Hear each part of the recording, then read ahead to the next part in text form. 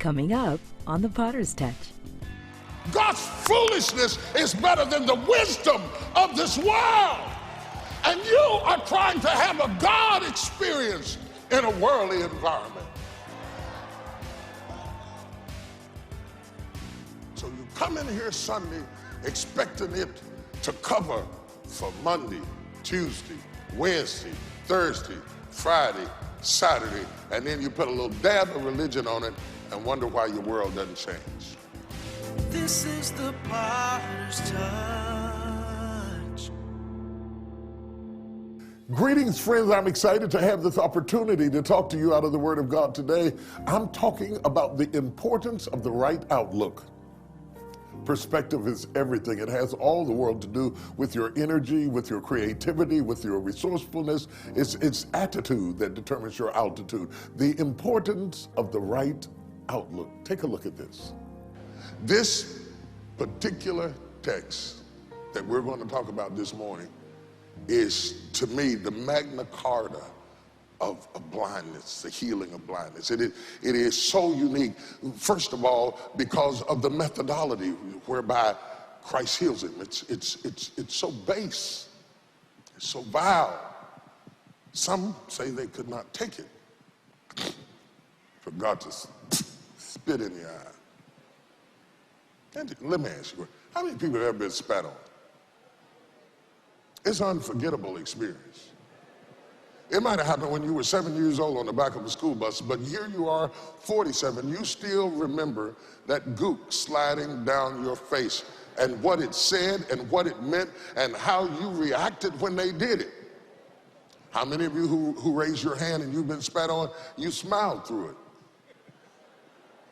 No, it's not something you smile about. It's degrading to a degree. It's insulting to you. Spat on me like I'm dirt. Jesus spat on him. And the dynamics of the healing are so unique. First of all, we don't see him healing any other blind man quite this way. Each one of them he healed differently. He does not want us to develop a recipe for healing blindness, because each of us has an awakening a different way. Some people get it through the music. Some people get it through the word. Some people get it through a conversation. We have different ways of coming to a moment of greatness where we see things. Some people get it at 20. Some people, they get themselves together at early ages. They spend their life on top. Other people, by the time you get any sense, you're too old to do anything about it.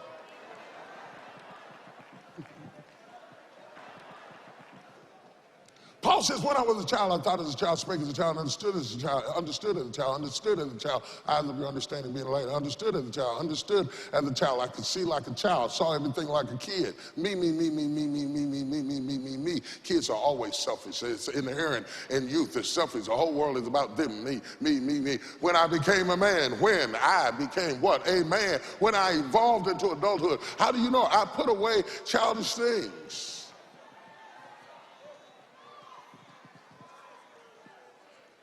It could be possible that your life is littered with childish things while you pray adult prayers. Your prayer life could exceed your vision, and your whole life could be faulted. And that's interesting to understand that God doesn't heal everybody the same way. Some of you are in the process of being healed and trying to straighten out everybody else. You're marshals and deputies over everybody else's spirituality, while the truth be told, deep down inside, you have barrenness in your womb, discouragement in your heart, and God is not finished with you. And I'm not implying that you have to be finished in order to minister to people, because if that were the case, I'm going to go sit down. What I am saying to you is that you become a judge, jury, and a hangman over people while you are still afflicted yourself. Because sometimes it's easier to fix other people than it is to fix yourself. This is an amazing story, and it's so big and it's so bold, because it also lets us know that healing is progressive. One touch doesn't always do it. Yeah, one touch doesn't always do it. One coming to the altar might not always do it. One time having hands laid on you might not always do it. that you could be functioning up under a first touch experience, perpetrating to see better than you do. And that's why it's good. And I get distracted by all of that. And when I get distracted by all of that, I miss some significant information. Jesus has come to Bethsaida. Bethsaida is a port where fishermen gather. Where a bunch of men around a port, that's a rough little place. Because when guys get together and get to sweating and get to working, in a men's environment, anybody who's ever worked in an environment with working men can tell you we can be something. In the course of working, I mean, we do stuff and talk about stuff, and it's not for the faint of heart. You got little virgin ears, don't work around a bunch of working men, because we do stuff and say stuff. We think things are funny that. So it's a rough area. It's a port. It's a rough area where a bunch of men, hot, sweaty, working men, are coming in from long days and early mornings and doing fishing and doing business and trying to get things done. And it's a place where men would have sailed into, and there'd be a certain kind of women that hung around that area. Bethsaida it's a rough area. And when he came to Bethsaida, they brought him a blind man. I don't know who they were. The Bible never tells us who they were. But thank God for they. God uses a they when you don't have a them. He'll get it to you, even if it didn't come from the places that other people got it from. He'll always send somebody who cares about you. This is a port. Who cares about this blind man? They're doing business. Who cares about this blind man? There's a bunch of men down here, sweaty men, dragging in big fish. It's musky, it's rowdy, it's funky, and yet there's a they. Did I say that? Oh, it's out. Can't do nothing about it. There's a they. Pray for me. You got to intercede harder because it's not working this morning. There's a they in your life. Wouldn't it have been something if the blind man hadn't listened to they? I ain't going nowhere, ain't no need. I made it this far, leave me alone. They brought him to Jesus. Jesus has come to Bethsaida. They brought him to Jesus in Bethsaida, and Jesus, the first thing he does is turn around and takes him out of the village, out of Bethsaida. You just got here, Jesus. Excuse me, you got stuff to do. You came to Bethsaida. You come with your troops and your staff and your team. You just got to Bethsaida. They brought him the blind man, and the first thing Jesus does is lead him out of what he just came into. I am so distracted by the blindness that I forgot to look at the environment.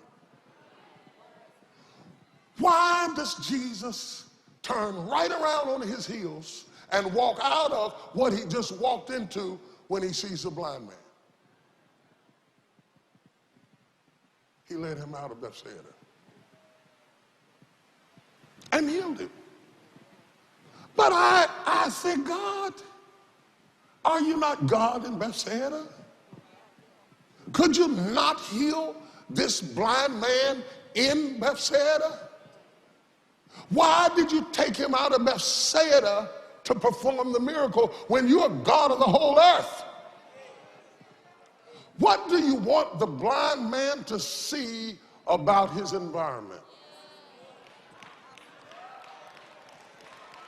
Because until the blind man sees his environment correctly, his outlook will never change.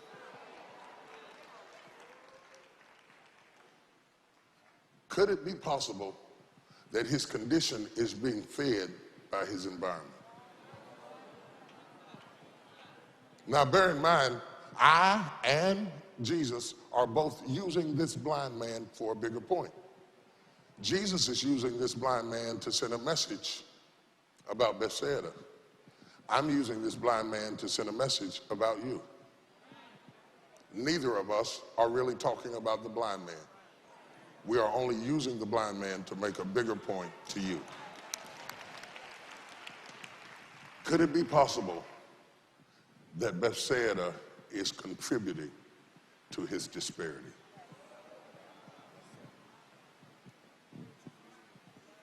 Can I go deeper? Jesus led him out of Bethsaida. He said, we're not even going to start this process till we get you out of Bethsaida. What is it about Bethsaida that Jesus does not like? Though he goes into it, though he works in it. What is it about Bethsaida? Bethsaida is one of the few cities that Jesus pronounced a woe on. Woe unto thee, Bethsaida. Bethsaida is a cursed city because Bethsaida refuses to believe in the power of God. Because God has been good to Bethsaida and performed miracle after miracle in Bethsaida, and Bethsaida is unrelenting in its commitment to being dysfunctional. Woe unto thee, Bethsaida. And in spite of the fact that 3 of the apostles came from Bethsaida, they did not stay in Bethsaida. Because there are some places you cannot stay.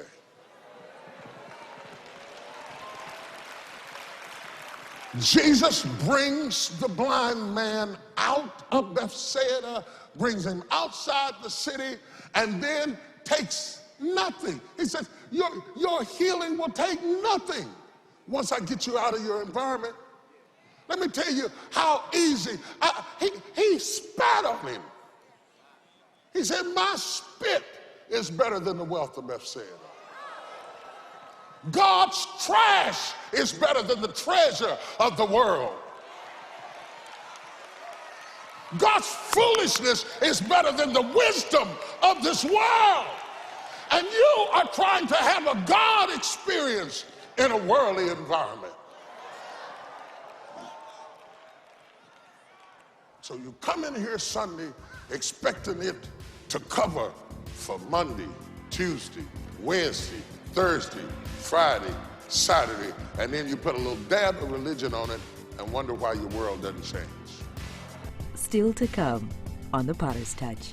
If you come from Bethsaida, you got to be willing to go back to the altar and back to the altar and back to the altar and say, Lord, touch me again. Touch me again. It's coming back again. It's coming up again. I need another touch from you. I still don't have your nature. I still don't have your character. And I will not lie and act like I'm more than I am. I want to be. I gotta be. I shall be. I must be whole.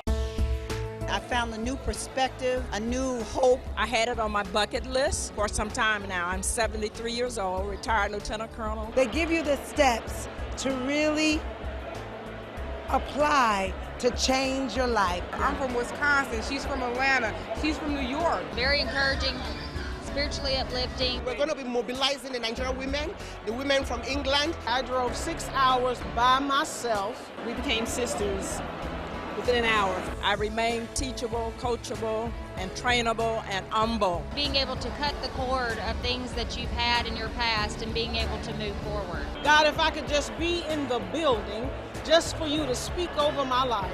And he did just that. Love, woman, thou art loose. The movement, it really is a movement. The tenacity of TD Jakes is in our blood. I took so many good notes to share it with the women from my church, my family. I'm just excited. And when he got him out of the environment, he spat in his eye. Jesus spat on him. Why doesn't this man get angry? Because there comes a time in your life that you have been blind so long, you don't care what it takes to get out of your situation. You simply want out. Being insulted is a luxury for people who are not in trouble. When you are in trouble bad enough, you cannot afford to be insulted. I remember years ago I lost my job and making money. I had a wife and 2 kids. We were down to absolutely nothing. My utilities were off and everything, and I had to go down there and get some help. And when you go in those places where you need some help, they talk to you like a dog. We didn't have a medical card. Serita was pregnant. We had to do something so she could get some medical treatment. And I had to go in a place I'd never been in before and sit in a state I had never seen in my life to get some help. And that woman talked to me like I was a junkyard dog. I wanted to let her have it. Oh, God, I thought, Jesus. If Carbide called me back, I'm going. But they didn't call me back. And I needed the help too bad to be insulted. You know the people who don't go to the church because the parking lot is across the street and they don't like to be in crowds. And the church is too big and I watch him on TV, but I don't like to get out around people. I don't like to get dressed up. You ain't in trouble. When you get in real trouble, you will walk across the street barefooted on hot pavement. When you get in real trouble, you don't care who's around you, what they think, what you got on, what you wear. When you get in real trouble, you will get help at any cost. You don't care whether I'm black, whether I'm white, whether I'm loud, whether I sweat. It don't make you, when you get sick and tired of being sick and tired, you will get help. You don't care where it is. Somebody holler, help! Touch your neighbor and say, I'm desperate, I'm desperate, I'm desperate. You need to warn them. That means if you're nervous, you need to move. If you don't want nobody getting up and getting loud and getting rowdy, you need to move to somebody who's not desperate. I didn't come here to show off my outfit. I didn't come here because I had a new hat. I came here because I'm desperate. There's some stuff I need to break. There's some things I need to change. There's some doors I need to see open. There's some ways I need to see made. Somebody holler, help!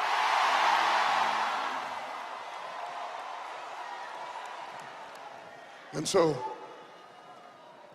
Jesus takes him out of Bethsaida, spits in his eye, lays hands on him, and says, what do you see? Are you willing to challenge your perception? You've challenged everybody else and everything else. At this stage in your life, are you willing to challenge your perception? And he said, Lord, I see men walking as trees. He said, of all the things to see,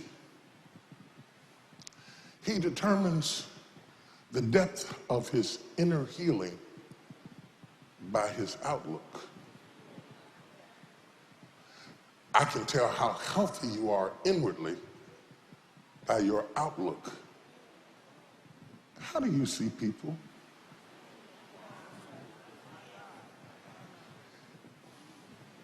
How do you see people?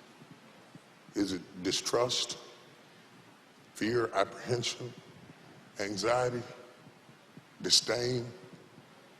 Or do you crave them, long for them? Need their approval, affirmation? However you see them, it tells me where you are in the recovery.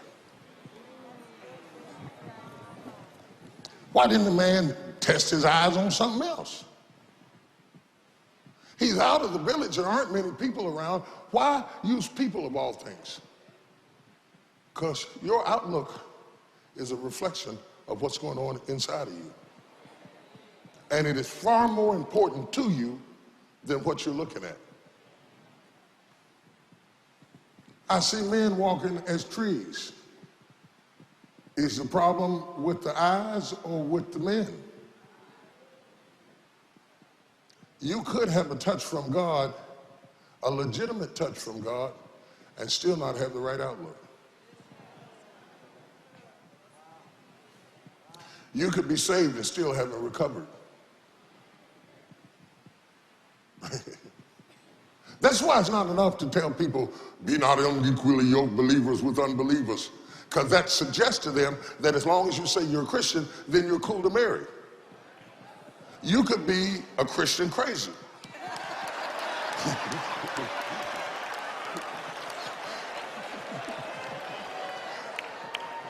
That's a new phrase I've coined, Christian crazy.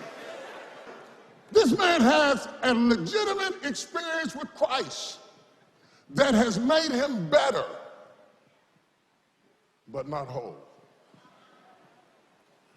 This first stage of recovery represents most believers. Better, but not whole. And whether the difference between better and whole is determined by your outlook. Do you think Jesus needed to ask that man a question? Do you not know that our God is omniscient, that he is all-knowing? Do you think that Jesus needed to hear from that man to evaluate the state of recovery he was in? He don't ask the ocean, how deep are you? He don't ask the wind, how hard are you blowing? He knows everything, the end from the beginning. You know Jesus already knew. He has asked this man, how you doing, what do you see, so that the man can confess that one touch is not enough. I want something else. I need something else. I want to go deeper. This man makes a decision. He has a chance to settle for less than what God wants him to have and say, Lord, I'm not what I ought to be, but thank God I'm not what I used to. Oh, y'all ain't going to talk to me. Man says, I see men walking as trees. I've had an experience with God, but I still don't have the right outlook. I've had a touch from the master, but my outlook is still not good. I'm saved, but I'm still negative. I'm saved, but I'm still controlling. I'm saved, but I'm still a gossip. I'm saved, but I'm still a whoremonger. Why am I like this? Because you still don't see people clearly. My outlook is not right. Here is the problem. If you walk away seeing men as trees, you will contaminate everything you touch because you do not have the outlook that is necessary to move you into your destiny. And maybe you don't have the right outlook.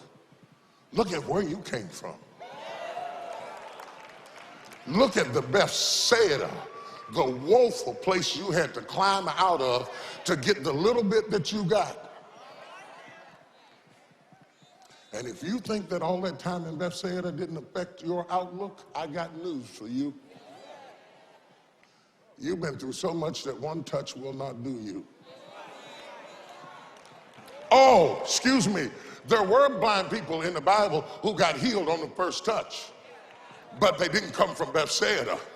If you come from Bethsaida, you got to be willing to go back to the altar and back to the altar and back to the altar and say, Lord, touch me again. Touch me again. It's coming back again. It's coming up again. I need another touch from you. I still don't have your nature. I still don't have your character. And I will not lie and act like I'm more than I am. I want to be. I got to be. I shall be. I must be whole. Do it again. Jesus looks at the man and says, come here. Come here. Let me finish what I started. I don't know who this is for, but the Lord brought me here this morning to tell you that he wants you to come here. Let me finish what I started. I am Alpha and Omega. I am the beginning and the end. I am the first and the last. I didn't bring you out of that mess to leave that mess in you. I will, I must, I shall. He didn't spit the second time. He says, you're close enough now that I won't have to do everything I did the first time to finish what I started in your life. So close your eye up.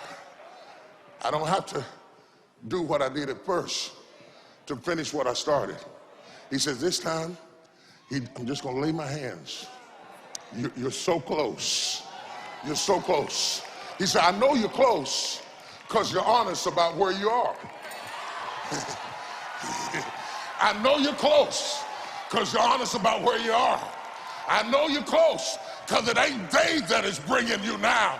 There's no more mention of they. You don't need nobody else to drag you into this. You said, oh no, I'm too close, Jesus, to get this close and not get where I came from. If they don't help me, if mama don't help me, if daddy don't help me, if sister don't help me, if brother don't help me, I will help myself. Jesus, here I come. I've got to close there. It's been a real joy to share with you the importance of the right outlook. Many times, if the enemy can attack your outlook, your perspective, that alone is enough to bring you down. You have to keep the proper perspective and keep people around you who help to keep you focused in on what matters most. You have a really, really good day and keep on walking in the light of what the Word says. We believe when you learn to worship, worry has to flee. As God gets bigger, your problems get smaller, and it becomes difficult to worry about whatever you were worrying about when you get in the presence of God. For your gift of any size, you will receive Bishop's eye-opening message, Living with Uncertainty, on CD from the series, Winning the Battle, From Worry to Worship. Worship doesn't just have a good attitude. It doesn't just applaud what He has done. Worship acknowledges who He is. You will learn how to restore life's balance when things seem to be spinning out of control. The difference between you waiting on God and God waiting on you. The truth of God's love and its effect on your daily decisions, and much more. All of a sudden you say, I got this, because you recognize how big God is and how little your situation is, and you get confident. When your gift is $70 or more, you will receive Bishop's 2-message series, Winning the Battle, From Worry to Worship, on DVD. You ought to see your marriage coming back. You ought to see your peace and power coming back. However, if your gift is $125 or more, we will also include Woman Thou Art Loosed Worship CD, along with the Psalms for Today booklet.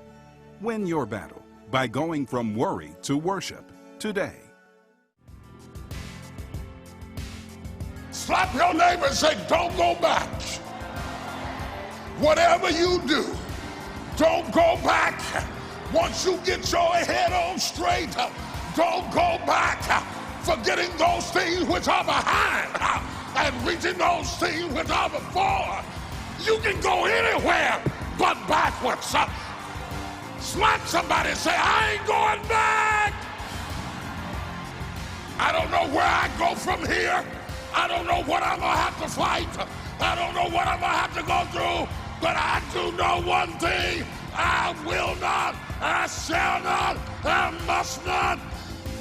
This is the potter's touch.